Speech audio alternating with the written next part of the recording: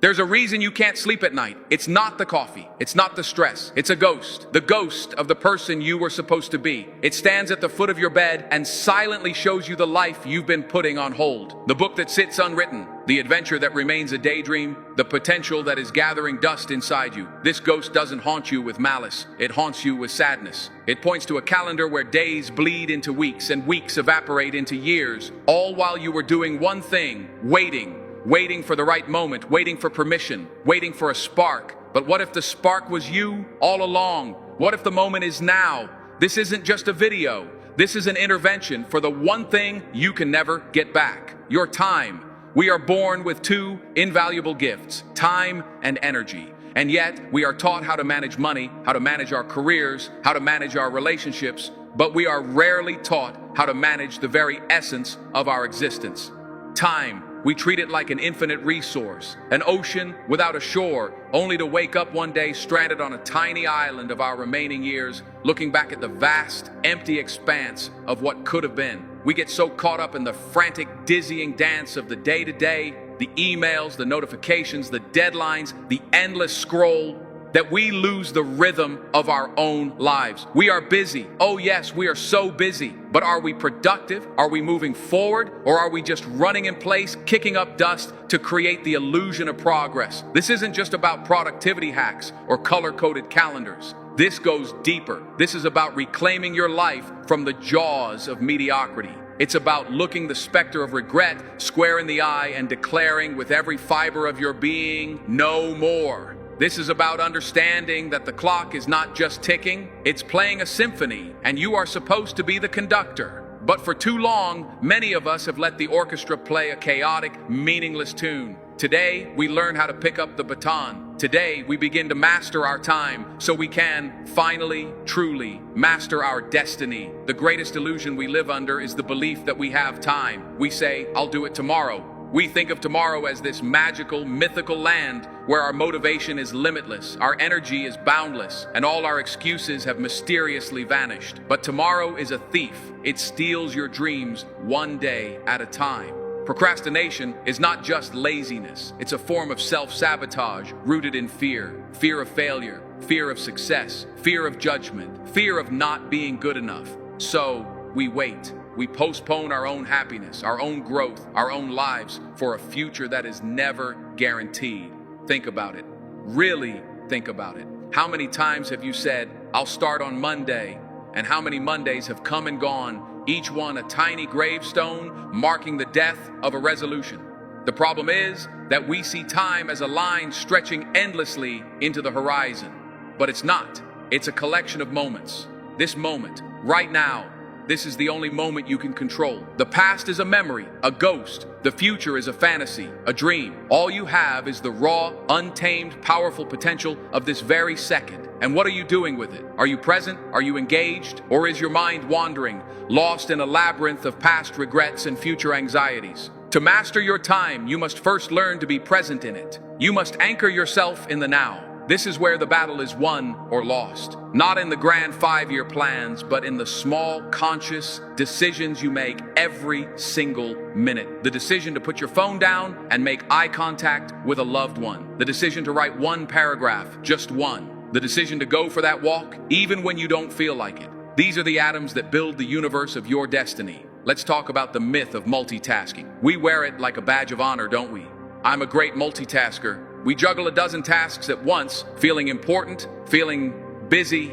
But the science is clear. The human brain cannot truly multitask. What we are actually doing is switch tasking, rapidly shifting our focus from one thing to another. And with every switch, we pay a cognitive price. We lose momentum, we make more errors, we drain our mental energy at an alarming rate. It's like trying to fill 10 different glasses of water with a single leaky faucet. You end up with 10 half-empty glasses and a giant puddle on the floor. The alternative? Deep work. The ability to focus without distraction on a single, cognitively demanding task. This is the superpower of the 21st century. In a world that is engineered to distract you, the ability to concentrate is what separates the amateur from the professional, the dreamer from the doer. So how do we cultivate this superpower? It begins with creating a fortress of focus. Your environment is critical. You cannot expect to do deep, meaningful work in a space that is designed for distraction. Your phone, with its endless symphony of notifications, is your greatest enemy in this fight. Every ping, every buzz, every vibration is a tiny paper cut on your attention span. Over time, these small cuts bleed your focus dry. You must be ruthless in defending your attention. Turn off notifications. Put your phone in another room. Use apps that block distracting websites. This isn't about deprivation. It's about liberation. It's about giving yourself the gift of uninterrupted time, the space your mind needs to create, to solve, to innovate. It's about creating a sacred space for your ambitions to breathe and grow. But it's not just about what you eliminate. It's about what you intentionally add. You need to schedule your priorities, not just prioritize your schedule. Look at your to-do list. It's probably a long, daunting, chaotic mess of tasks, big and small, urgent and not so urgent. This is not a plan, it's a wish list. The key is to take your most important task, the one thing that, if you accomplished it, would make the biggest impact on your long-term goals, and give it a specific, protected block of time in your calendar. Treat it like an unbreakable appointment with your own destiny, an appointment you would never cancel. This is your time for deep work, your time to move the needle. The rest of the day can be for the shallow work, the administrative tasks, the emails, but that sacred block of time, that is yours. That is where you build your empire, one brick at a time. And what about motivation?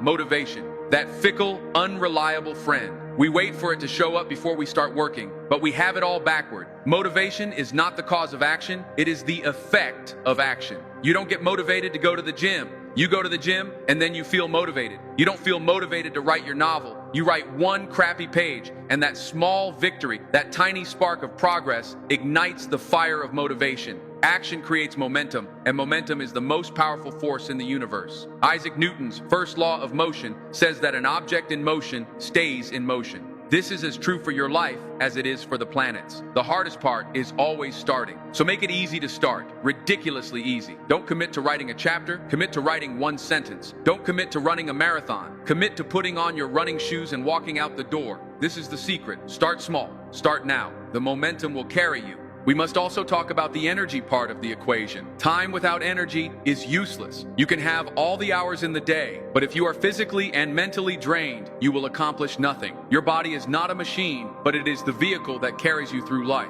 How are you treating it? Are you fueling it with junk, or are you nourishing it? Are you letting it rust from inactivity, or are you keeping it tuned through movement? Sleep, nutrition, and exercise are not luxuries. They are the holy trinity of high performance. You cannot cheat them. You can try for a while. You can burn the candle at both ends, fueled by caffeine and adrenaline. But eventually, the bill always comes due, and it's a heavy one. Prioritizing your health is not selfish. It is the most fundamental act of time management. It is what gives you the raw material, the energy, to shape the hours you have into a life you love. And within this journey, you will face setbacks. You will have days where you feel like a fraud. Days where your focus is shattered, your energy is gone, and your old habits come roaring back. This is part of the process. Do not mistake a single lost battle for a lost war. The goal is not perfection. The goal is progress. When you fall, the only thing that matters is that you get back up. Not tomorrow, not next week, right now, in the very next moment. Forgive yourself for the slip up, and then immediately take one small step in the right direction. This resilience, this ability to course correct without shame or judgment, is what separates those who succeed from those who give up.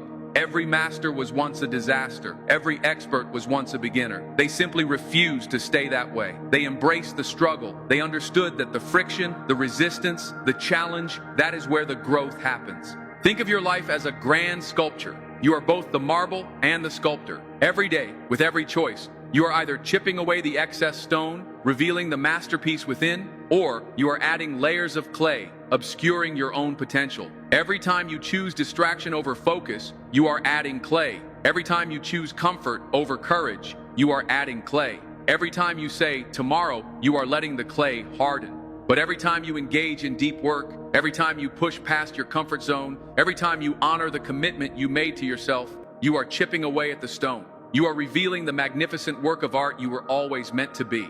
This is not about a life of grim, joyless discipline. It is the exact opposite. It is about creating a life of profound freedom. The freedom from the anxiety of unmet deadlines. The freedom from the guilt of wasted potential. the freedom from the quiet desperation of an unlived life. Discipline is not the enemy of freedom. It is the pathway to it. It is the structure that allows your creativity to flourish. It is the foundation upon which you can build a life of purpose, passion, and peace. So I ask you again, what are you waiting for? The perfect conditions will never arrive. The stars will never perfectly align. There will always be a reason to wait, an excuse to delay, but your life is happening now.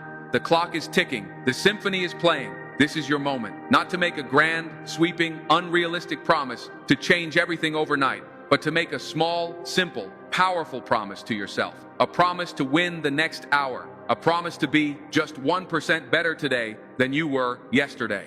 A promise to pick up the sculptor's chisel and make one deliberate, intentional chip at the stone.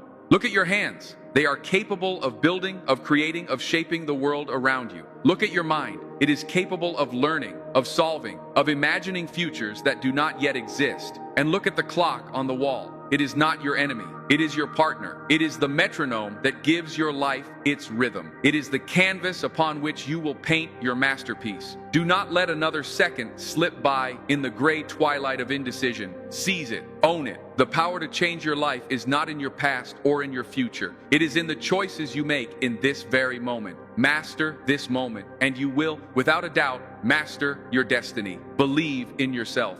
The time is now. But let's go deeper still, because even with all this knowledge, there is a powerful, invisible current that can pull you off course. It's the subtle, pervasive power of your own identity. You don't just do habits, you become the person who does them. Your actions are constantly casting votes for the type of person you believe you are. Every time you choose to scroll instead of read, you cast a vote for, I am someone who wastes time.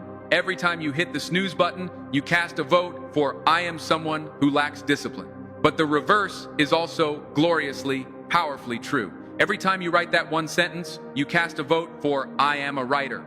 Every time you choose the healthy meal, you cast a vote for, I am a healthy person. Every time you keep a promise to yourself, no matter how small, you cast a vote for, I am someone who is reliable. I am someone who has integrity. The goal isn't just to change your actions, it's to change your self-perception. You are not trying to achieve a result. You are striving to embody a new identity. See yourself not as the person trying to change, but as the person you are becoming. Live from that future identity right now. Make the choices that future self would make. This is the ultimate mindset shift. It transforms the struggle of discipline into an act of self-expression.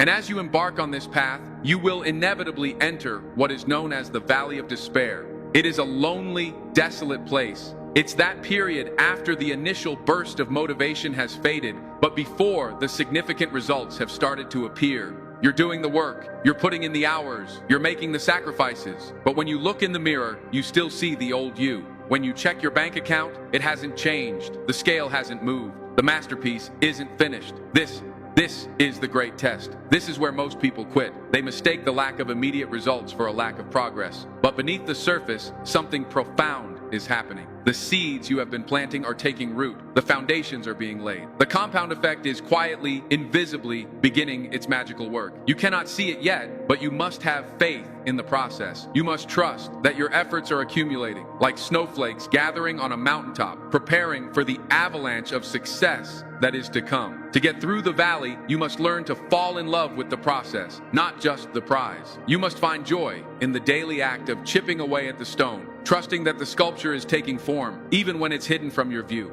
Let's talk more about that compounding magic. It's the most powerful force in the universe, yet the most misunderstood. We overestimate what we can do in a day, and we drastically underestimate what we can do in a year or 5. Getting 1% better every day seems insignificant. It's boring. It's not sexy. It doesn't make for a great movie montage. But after a year, if you get 1% better each day, you will be nearly 38 times better than when you started. 38 times. Conversely, if you get 1% worse each day by making poor choices, by giving in to distraction, you will wither away to almost nothing. The choices are tiny. They feel inconsequential. The choice to eat a salad or a burger. The choice to read 10 pages or watch one more episode. The choice to save $10 or spend it. In the moment, they make no difference. But compounded over a lifetime, these tiny choices are the difference between a life of freedom and a life of regret. They are the rudder of your ship. A 1-degree change in direction is unnoticeable at first, but miles out to sea, see, it leads you to a completely different continent. What is the 1-degree shift you can make today? What is the tiny, almost effortless good habit you can start that over time will lead you to the destination of your dreams?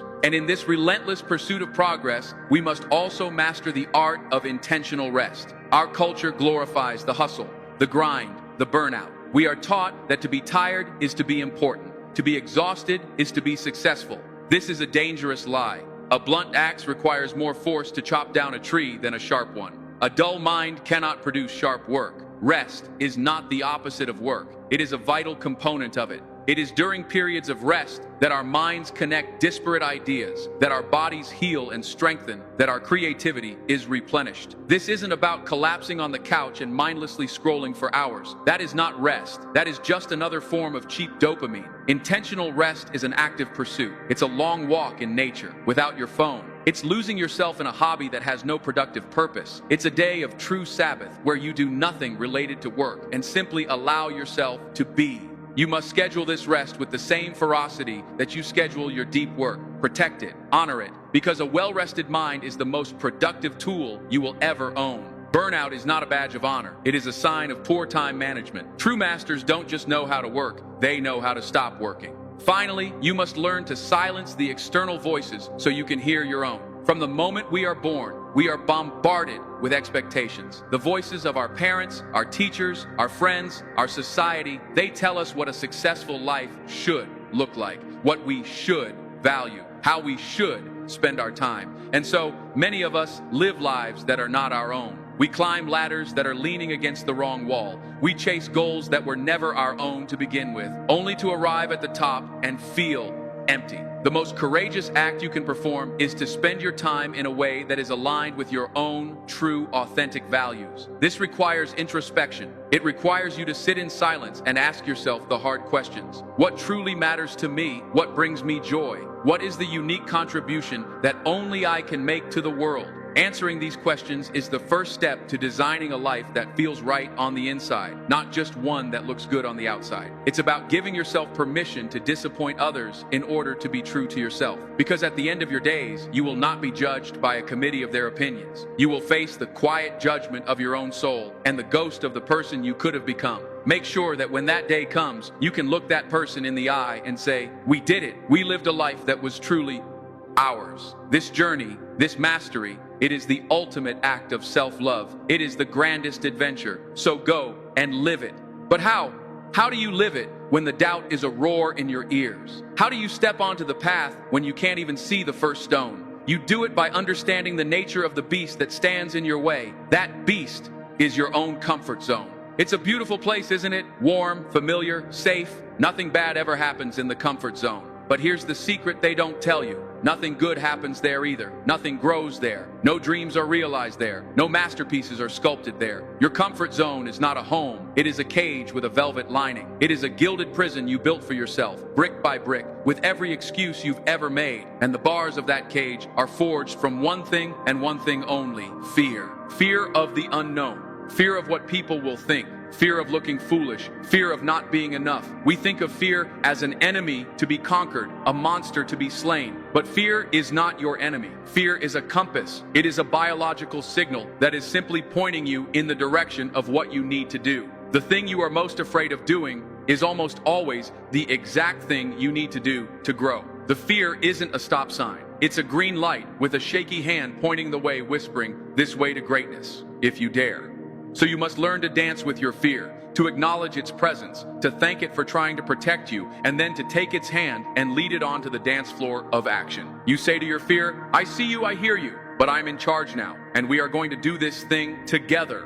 Courage is not the absence of fear. It is the judgment that something else is more important than fear. Your dreams must be more important than your fear. And what fuels this fear? What gives it its power? The stories you tell yourself. Your life right now is a direct reflection of the stories you have on repeat in your mind. If you tell yourself the story that you're not a morning person, you will never wake up early to work on your goals. If you tell yourself the story that you're bad with money, you will always be broke. If you tell yourself the story that you're unlucky in love, you will sabotage every relationship. These are not facts. They are fictions you have chosen to believe. They are chains you have mistaken for your own skin. But the beautiful thing about a story is that you are the author. You can pick up the pen at any moment and start a new chapter. You can decide that the old story is over. It served its purpose, it taught you its lesson, but it is no longer your truth. Today, you begin to write a story of resilience, a story of strength, a story where you are not the victim of your circumstances, but the hero of your own life. What is the title of your new chapter? Write it down. Speak it aloud. Let it be the anthem that drowns out the tired old lies. Become the hero you are writing about.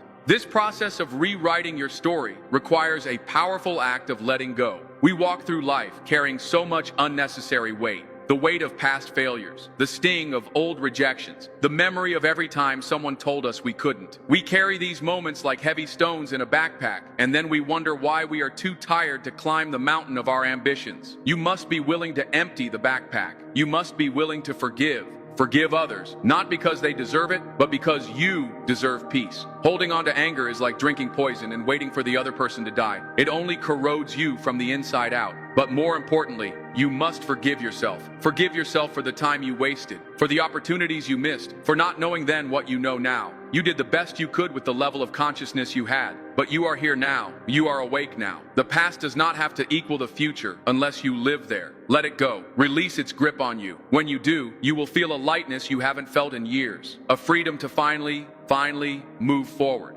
And as you move forward, you must learn to navigate the two great pains of life, because there is no escaping pain. There are only two choices: the pain of discipline or the pain of regret. The pain of discipline is temporary. It's the soreness after a workout. It's the struggle of focusing when you'd rather be distracted. It's the sacrifice of saying no to immediate pleasure for the sake of a long-term goal. It weighs ounces. But the pain of regret, oh, the pain of regret weighs tons. It is the ghost that haunts you in the dead of night. It is the gnawing, hollow feeling of what if. It is the unbearable weight of a life unlived. The pain of discipline is the price of your dreams. The pain of regret is the price of your comfort. Choose your pain. Choose the pain that leads to strength, to growth, to pride. Choose the pain that sculpts you into the person you were born to be. Because one of these pains is an investment in your future, and the other is a debt that will crush your soul. To endure the pain of discipline, you must fuel yourself with something more powerful than willpower. You must fuel yourself with gratitude. This seems like a paradox, doesn't it? How can you be grateful for where you are while simultaneously striving for more? But they are not opposites. They are two sides of the same coin. Ambition without gratitude is a recipe for misery. You will achieve goal after goal, yet never feel satisfied, always looking for the next hit, the next accomplishment to fill the void. But gratitude anchors you in the present. It allows you to appreciate the journey, not just the destination. It turns what you have into enough. Start and end every single day by listing 3 things you are grateful for. It can be as simple as the breath in your lungs, the roof over your head, the taste of your morning coffee. This practice rewires your brain. It shifts your focus from what is lacking to what is abundant. And when you operate from a place of abundance, you attract more of it into your life. You stop chasing and you start attracting. You become a magnet for the very things you desire. And let's be clear, this journey is not meant to be a solo mission. We are social creatures. We need a tribe. Look around you. Who are the 5 people you spend the most time with? Because you are the average of them. Do they lift you up or do they drag you down? Do they talk about ideas and dreams or do they gossip and complain? Do they celebrate your wins or do they secretly resent your success? Your circle is your sanctuary or your quicksand. You cannot expect to live a positive, ambitious life if you are surrounded by negativity and cynicism. It's like trying to stay dry in a rainstorm. You must have the courage to audit your circle, to lovingly distance yourself from those who drain your energy, and to actively seek out those who inspire you. Find the people who are already playing the game at the level you want to play. Learn from them. Grow with them. Create a mastermind of souls who are all committed to becoming the best versions of themselves. Your tribe will be your lifeline on the days you want to quit. They will be the ones who remind you of who you are when you have forgotten. Now let's talk about your internal dialogue, that voice inside your head. Is it your biggest cheerleader or your harshest critic? For most of us, it's a relentless critic. It points out every flaw, magnifies every mistake, and reminds us of every failure. We would never talk to a friend the way we talk to ourselves. And yet, we allow this inner tyrant to run the show, day in and day out. This must stop now. You have to become the guardian of your own mind. When that negative voice starts to whisper its poison, you have to stand up to it. You have to say, no, I don't talk to myself like that anymore. And then you have to replace the negative thought with a positive, empowering one. Instead of, I can't do this, you say, I am capable of figuring this out. Instead of, I'm not good enough, you say, I am a work in progress and I am getting better every day. This isn't about lying to yourself. It's about choosing a more empowering perspective. It's about training your mind the same way you would train a muscle. It will be hard at first. The old patterns are strong, but with consistent practice, you can and you will build a mind that serves you rather than one that sabotages you. You will become your own source of validation, your own unbreakable source of support. And as you build this inner strength, you must also redefine your relationship with failure. We are taught to fear failure, to avoid it at all costs. But failure is not the opposite of success. It is a stepping stone on the path to success. There is no such thing as failure, only feedback. Every failure is simply data. It's the universe telling you, not that way, try another. The only true failure is the failure to try. The only true failure is giving up. Every successful person you admire has failed more times than you have even attempted. They didn't have a magic formula. They just had a higher tolerance for failure. They understood that each stumble was part of the dance. They collected their bruises and their scars, not as trophies of defeat, but as lessons learned on the battlefield of their ambition. So go out there and be willing to fail. Be willing to look stupid. Be willing to be a beginner. Give yourself permission to be imperfect, because it is in the trying, in the falling, and in the getting back up that your character is forged and your victory is earned.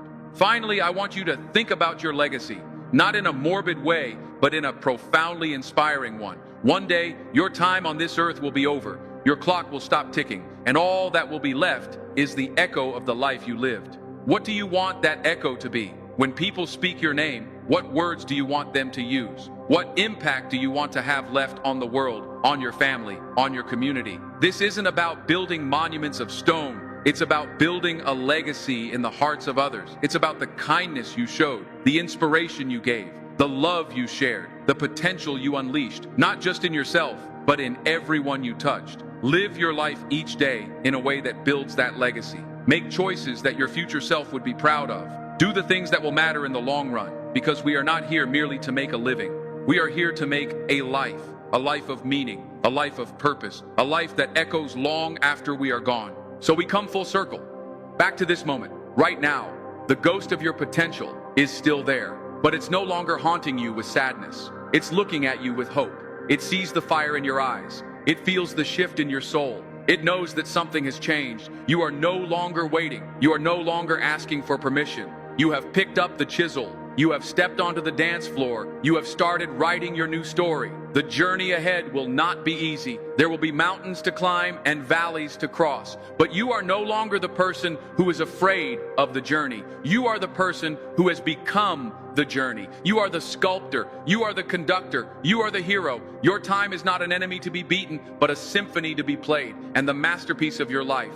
It begins with a single note, the one you play right now. Go on. The world is waiting to hear your song. Play it loud.